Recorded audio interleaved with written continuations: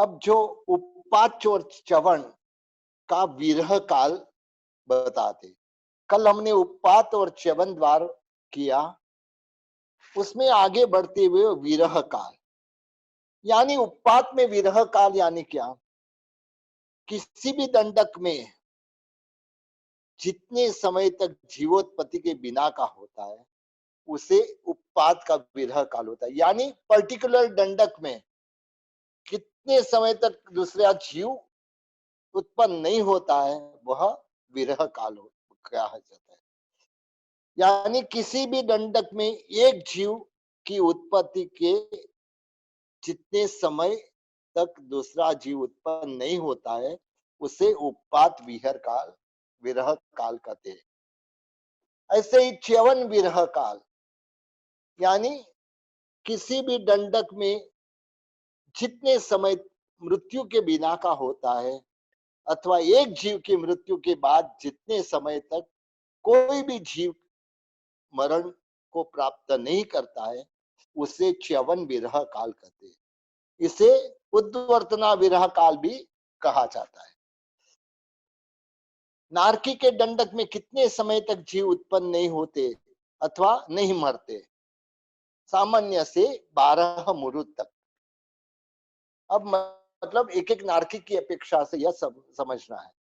प्रथम नारकी में उत्कृष्ट, यह उत्कृष्ट की बात है, उत्कृष्टतः कितने समय तक जीव उत्पन्न नहीं होते अथवा मरते नहीं है, या तो उत्पन्न नहीं होते अथवा मरते नहीं, तो वहां 24 मुहूर्त तक कोई, उत्कृष्ट से मतलब 24 मुहूर्त तक कोई जीव जन्मते नहीं या मरते नहीं, मतलब ऐसे।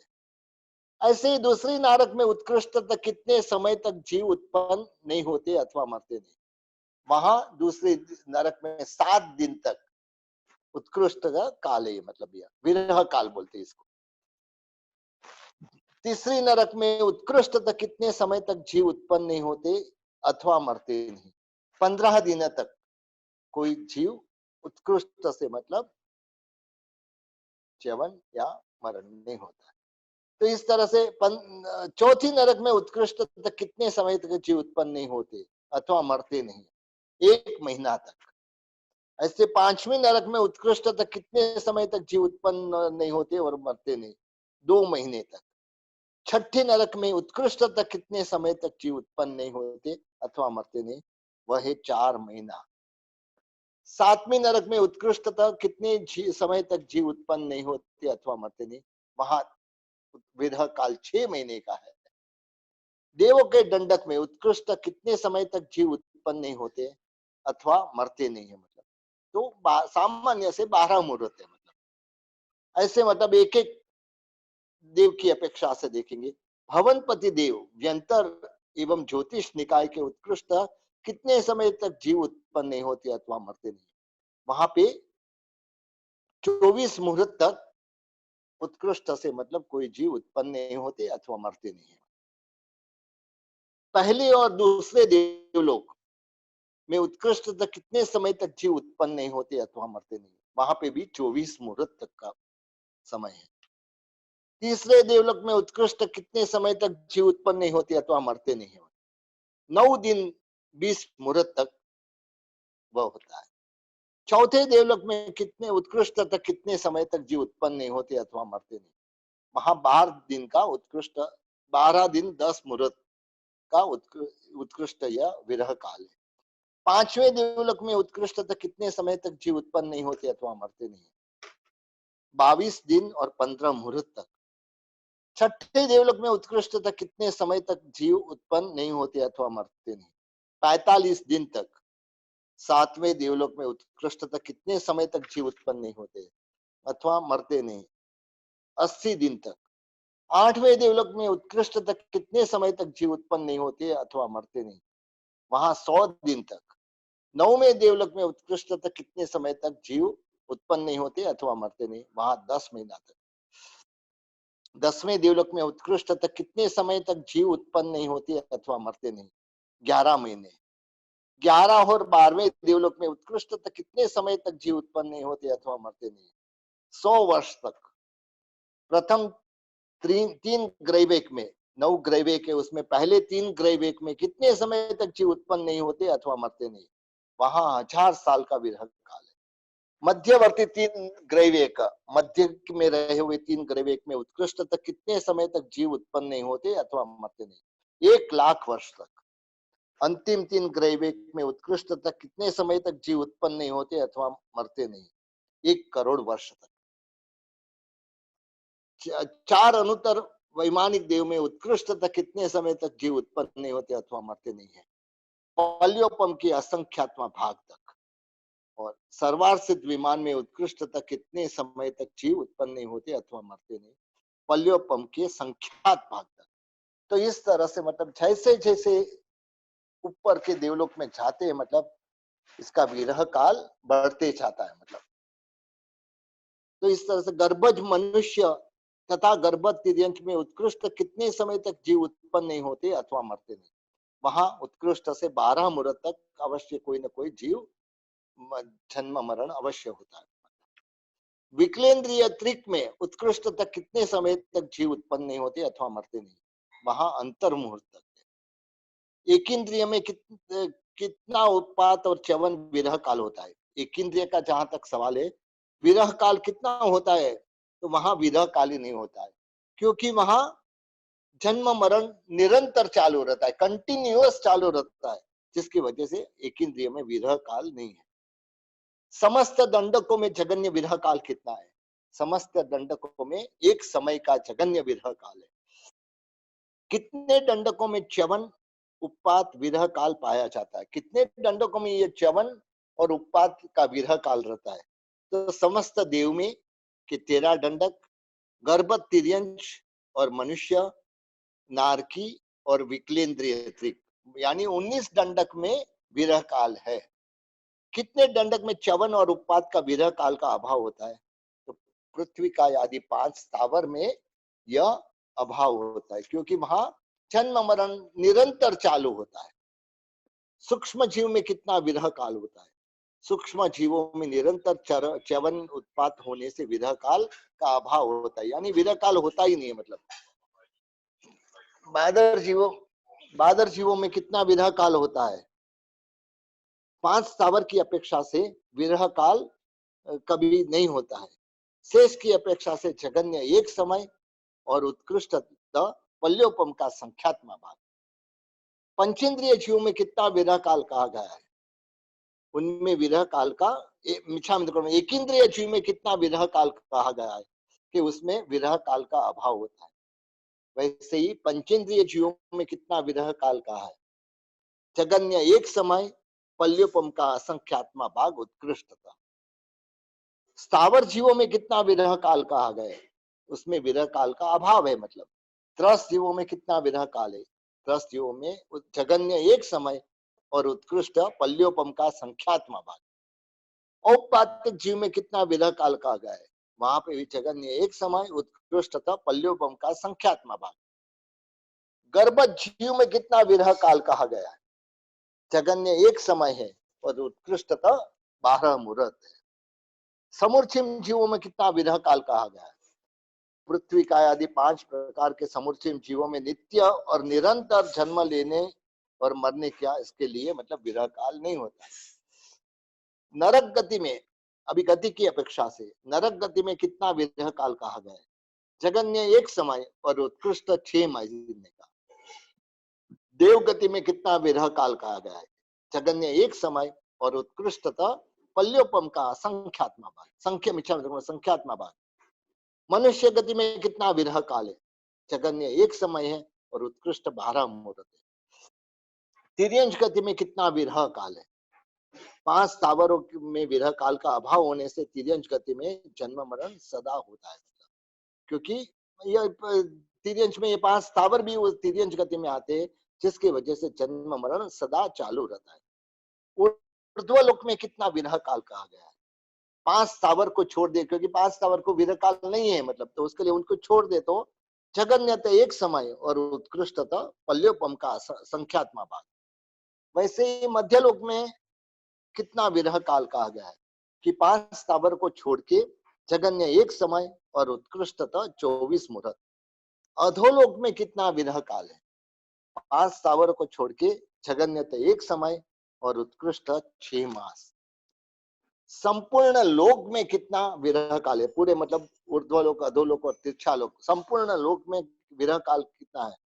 क्योंकि पृथ्वी का एक इंद्रिय जीव नित्य जन्म मरण लेते, तो वह समस्त लोक में विरह काल का अभाव होता है, क्योंकि जीव जन्म मरण चालू ही रहता है। मतलब अलोक में कितना विरह काल कहा गया है? मतलब अलोक में जीव का अभाव है, अतः विरह काल का भी अभाव है। मतलब अभी मतलब अलग अलग दृष्टि से विरह काल बताते।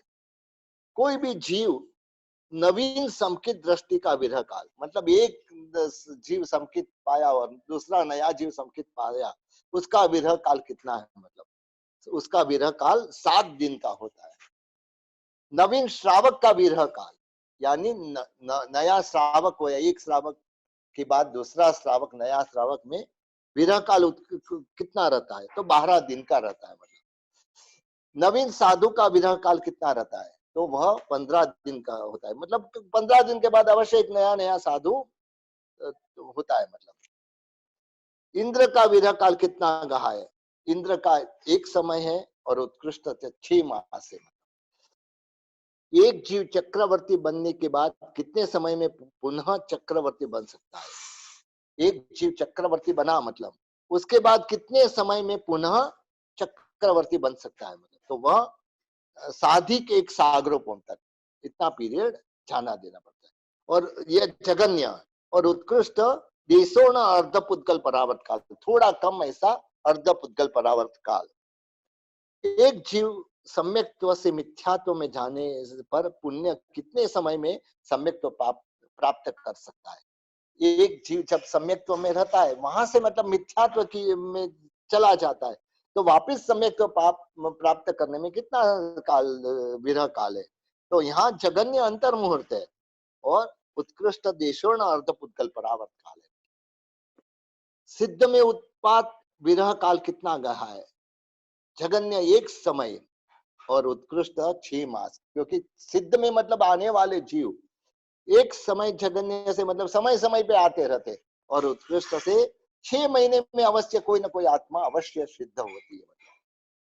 सिद्धों में च्यवन विरह काल कितना कहा गया है? सिद्धों में च्यवन विरह काल का अभाव होता है, मतलब क्योंकि वहां से मरण नहीं है। मतलब वहां जाना जरूर है, मतलब सिद्ध शिला पे, लेकिन वहां से बाहर नहीं आने का है, मतलब मरण ही नहीं है। सिद्धों में च्यवन विरह काल का अभाव क्यों है? क्योंकि सिद्ध भगवान की स्थिति सादी अनंत कही गई है। कोई जीव जब सिद्ध पद की प्राप्ति करता है, तब उसकी आदि होती है, और सिद्धात्मा का आयुष्य के अभाव से मतलब वहां की स्थिति सादी अनंत होती है। मतलब कोई भी जीव अनंत काल तक सिद्धावस्था में ही अवस्थित होने के कारण से च्यवन विरह काल का अभाव कहा गया है। अभी भरत ऐरावत क्षेत्र की अपेक्षा चक्रवर्ती बलदेव और वासुदेव का विरह काल कितना रहता है? तो जगन्यता 2,42,000 वर्ष का, और उत्कृष्टता लगभग 18 कोड़ी सागरोपम तक का, क्योंकि एक चक्रवर्ती के बाद दूसरा चक्रवर्ती कितने समय में जाता है?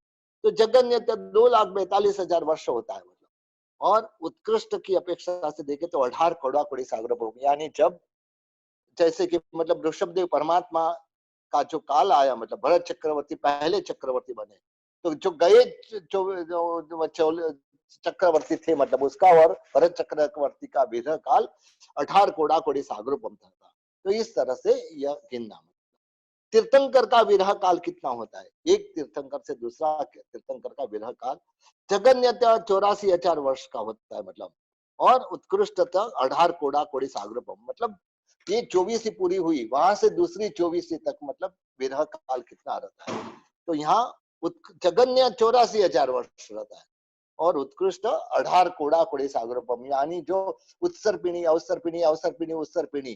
तो अभी मतलब अभी देखेंगे, मतलब ये अवसर्पिणी काल से नेक्स्ट तीर्थंकर 84,000 साल के बाद होंगे। मतलब ये जो जैसे परमात्मा महावीर के बाद 84,000 साल के बाद पद्मनाभ स्वामी होंगे, लेकिन जैसे गई 24 के अंतिम तीर्थंकर थे, उससे मतलब ऋषभदेव भगवान का विरह काल 18 कोड़ी सागरोपम का था। चतुर्विध संघ का विरह काल कितना रहता है? चतुर्विध संघ साधु साध्वी श्रावक श्राविका का विरह काल कितना होता है? तो जगन्य 63,000 वर्ष, जगन्य से 63,000 वर्ष, क्योंकि पांचवा आराम में अभी भी साधु साध्वी श्रावक श्राविका है, पांचवें आरे के अंत तक है मतलब, और छठा पहला और दूसरा आराम, मतलब ये 63, 21, 21, 21 ऐसे 63,000 वर्ष तक मतलब जगन्य विरह काल है। और उत्कृष्ट विरह काल 18 कोड़ा कोड़ी सागरोपम। एक एक जीव अपेक्षा नारक देव एवं मनुष्य गति का विरह काल कितना होता है? मतलब तो कहते हैं कि मतलब एक जीव की अपेक्षा से कि वापस नरक गति में कब जाएगा, वापस देव कब बनेगा, वापस मनुष्य गति का कब पाएगा, मतलब तो जगन्य अंतर मुहूर्त है, लेकिन उत्कृष्ट अनंत काल है, मतलब क्योंकि अनंत का एक बार मतलब ये चूक गए, मनुष्य बहु चला गया, मतलब देव बहु चला गया, उसके बाद में अनंत काल बीच में मतलब चला जाता है, तब तक वापस वह भव की प्राप्ति नहीं होती है। एक जीव की अपेक्षा से तिर्यंश गति का विरह काल कितना कहा है? जगन्य अंतर मुहूर्त है, और उत्कृष्ट सागरोपम शत पृथक काल कहा गया। एक जीव कितने समय तक एक इंद्रिय में उत्पन्न नहीं होता है, मतलब तो जगन्य अंतर मुहूर्त है, मतलब और उत्कृष्ट संख्य वर्षाधिक 2000 सागरोपम तक, यानी एक इंद्रिय पर्याय में कि जीव कितने समय तक एक इंद्रिय में उत्पन्न नहीं होता है। तो मैक्सिमम ऐसा है कि 2000 सागरोपम तक का पीरियड तक मतलब नहीं उत्पन्न होता है, लेकिन उसके बाद अवश्य वापिस एक इंद्रिय पर्याय में जाना पड़ता है। मतलब तो एक जीव के कितने समय तक विकलेंद्रिय तथा पंचेंद्रिय में उत्पन्न नहीं होता है? जगन्य अंतर मुहूर्त और उत्कृष्ट अनंत काल है। मतलब एक जीव कितने समय तक पृथ्वी, अप, देव, वायु एवं त्रस्काय में उत्पन्न नहीं होता, मतलब वनस्पति काय को यहाँ नहीं लिया है, मतलब पृथ्वी, अप, देव, वायु और त्रस्काय में जगन्यता अंतर मुहूर्त है, मतलब और उत्कृष्टता अनंत काल है। एक जीव कितने समय तक वनस्पति काय में उत्पन्न नहीं होता है, मतलब तो जगन्य अंतर मुहूर्त है, मतलब और उत्कृष्ट असंख्य उत्सर्पिणी अवसर्पिणी है। मतलब एक जीव कितने समय तक, क्योंकि वनस्पति काय में बाकी के सब में उत्पन्न होते हैं, पृथ्वी काय, अप काय, देव काय, वायु काय में उत्पन्न हो सकते, तिर्यंश में उत्पन्न हो सकते, मतलब मनुष्य पे वह सब उत्पन्न हो सकते, तो वह पीरियड असंख्य उत्सर्पिणी अवसर्पिणी चली जाती है। एक जीव कितने समय तक सूक्ष्म पर्याय में उत्पन्न नहीं होता है, मतलब जगन्य अंतर मुहूर्त है, मतलब और उत्कृष्टता पृथ्वी, अप, देव, वायु की अपेक्षा से अनंत काल है, और वनस्पति काय की अपेक्षा से वह असंख्य उत्सर्पिणी अवसर्पिणी इतना मतलब काल जाता है। एक जीव कितने समय तक बादर पर्याय में उत्पन्न नहीं होता है? जगन्य अंतर मुहूर्त है और उत्कृष्ट अनंत काल है, क्योंकि एक बार मतलब सूक्ष्म पर्याय में चले गए, अनंत काल कहाँ चला जाता है हमको मालूम ही नहीं पड़ता है। एक जीव की अपेक्षा से सम्यक्त्व का विरह काल कितना रहता है? मतलब विरह जो क्षायिक समकिति है, सिद्ध की आत्मा वगैरह, उनको मतलब विरह नहीं रहता है, क्योंकि वह समकित जो आया वह वापस जाने वाला नहीं है। ऐसे अनादि सपर्यवसित यानी विरह नहीं, मतलब एक बार संकेत पाने के बाद अनादि नहीं, मतलब साधी सपर्यवसित कहा जाता है।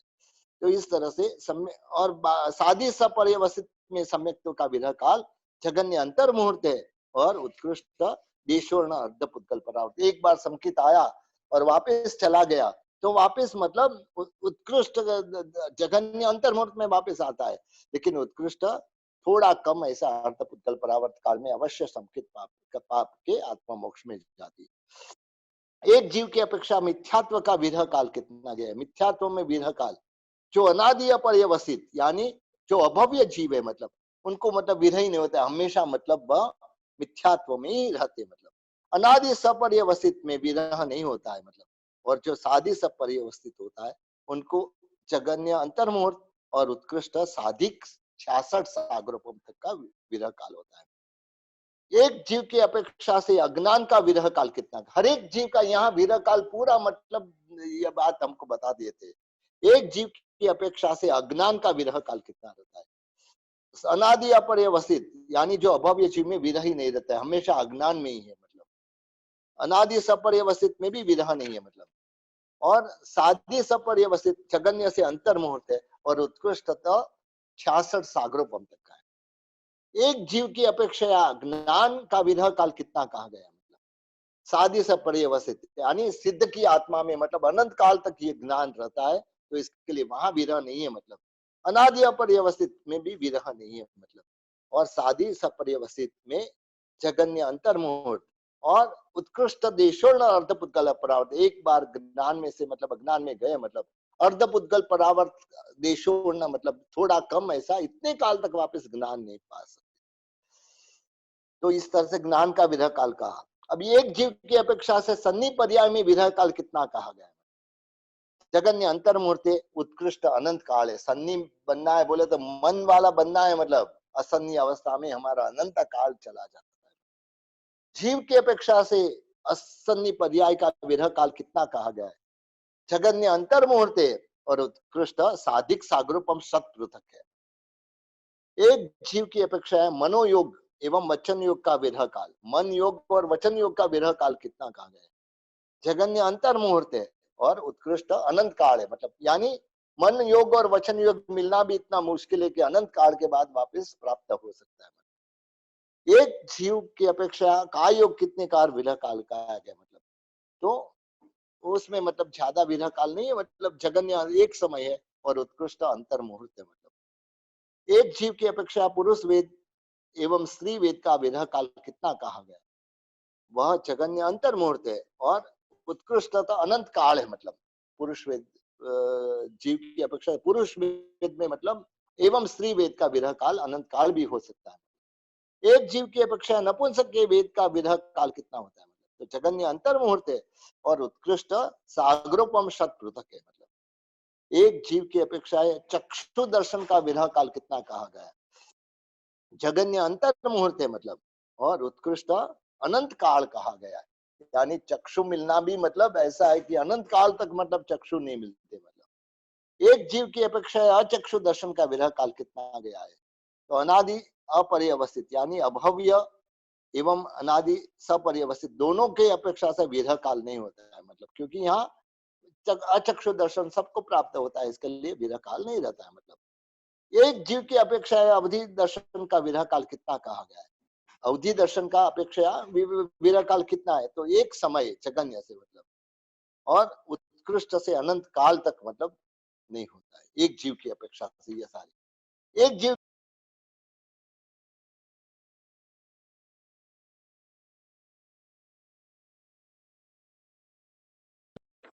जीव की अपेक्षा केवल दर्शन का विरह काल कितना कहा गया है? मतलब तो केवल दर्शन का विरह काल का अभाव है, क्योंकि वह अप्रतिपाद्य। केवल दर्शन एक बार आ गया मतलब वह वापस जाता नहीं है, इसके लिए यहाँ विरह काल नहीं है। मतलब एक जीव की अपेक्षा क्रोध मान माया कषाय का विरह काल कितना होता है?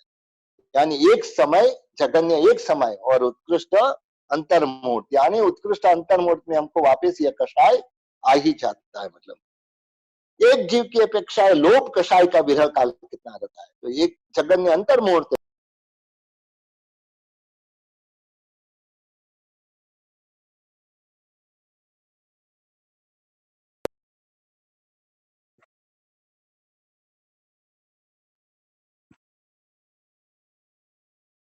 एक जीव की अपेक्षा 5 ज्ञानों का विरह काल कितना कहा गया है? मतलब प्रथम 4 ज्ञानों का विरह काल है, जगन्य अंतर्मुहूर्त है और उत्कृष्ट अनंत काल है। मतलब और केवल ज्ञान का विरह काल नहीं होता, क्योंकि वह अप्रतिपादी, केवल ज्ञान आने के बाद वापस नहीं जाता है, इसके लिए वह अप्रतिपादी है। मतलब तो इस तरह से यहाँ विरह काल हर एक द्वार के विरह काल यहाँ कर रहे हैं। मतलब एक जीव की अपेक्षा औदारिक शरीर का विरह काल कितना कहा गया है?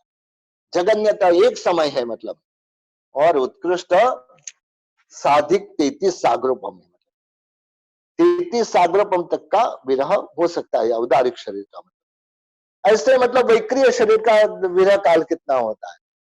तो जगन्य एक समय है और उत्कृष्ट साधिक 33 सागरोपम है। एक जीव की अपेक्षा वैक्रिय शरीर का विरह काल कितना होता है? तो जगन्य अंतर्मुहूर्त है और उत्कृष्ट अनंत काल है। मतलब क्योंकि औदारिक शरीर में मतलब कोई भी ऐसे मतलब एक इंद्रिय में चला जाए तो अनंत काल चला जाता है, तो वैक्रिय शरीर पुनः प्राप्त नहीं होता। एक जीव की अपेक्षा आहारक शरीर का विरह काल कितना होता है? जगन्य अंतर मुहूर्त है और देशो न अर्धपुद्गल परावर्त काल उत्कृष्ट है। एक जीव की अपेक्षा तेजस और कार्बन शरीर का विरह काल कितना कहा गया? तेजस और कार्बन शरीर का विरह काल नहीं होता है, क्योंकि एक बार विरह होने पर इसका पुनर्बंध असंभव है। यानी एक बार इसका मतलब विरह हो गया तो वापस इसका पुनर्बंध नहीं होता। यानी जब आत्मा कर्म का क्षय करती है तभी मतलब यह चला जाता है, तब तक यह तेजस और कार्बन शरीर आत्मा के साथ जुड़ा रहता है। एक जीव की अपेक्षा है कृष्ण, अभी लेशा के लिए भी समझाते कि कितना विरह काल है। एक जीव की अपेक्षा है कृष्ण, नील और कापोत लेशा का विरह काल कितना कहा गया है? मतलब तो जगन्य अंतर मुहूर्त है एवं उत्कृष्ट साधिक 33 सागरोपम है। एक जीव की अपेक्षा तेजो, पद्मा एवं शुक्ल लेशा का विरह काल कितना कहा गया? तो जगन्य अंतर मुहूर्त है और उत्कृष्ट अनंत काल है। लास्ट यह है कि एक जीव की अपेक्षा मनुष्य, मानुषी, देव, देवी पर्याय का विरह विरह काल कितना कहा गया? मतलब तो इस तरह से यह जो मनुष्य और मानुषी देव को देवी पर्याय का विरह काल बताते कि जगन्य अंतर मुहूर्त है और उत्कृष्ट अनंत काल वापस वो पर्याय नहीं प्राप्त होता है। तो इस तरह से यहाँ मतलब हमारा 70वां द्वार पूरा होता है, 18वां द्वार की ओर जाते हैं।